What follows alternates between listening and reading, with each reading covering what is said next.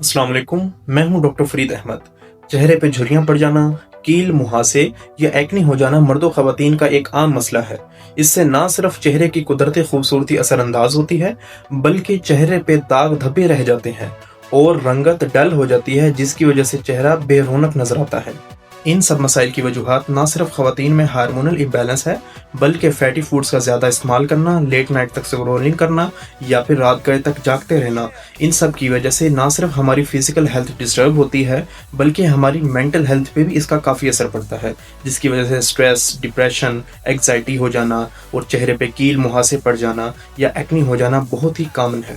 Facial cupping एक कुदरती इलाज है, जिससे ना सिर्फ खून की गर्दिश में बेहतरी आती है, बल्कि कोलेजन की पैदावार में भी इजाफा होता है, जिससे चेहरे के रिंकल्स या झुर्रियां पड़ना ख़त्म हो जाती हैं।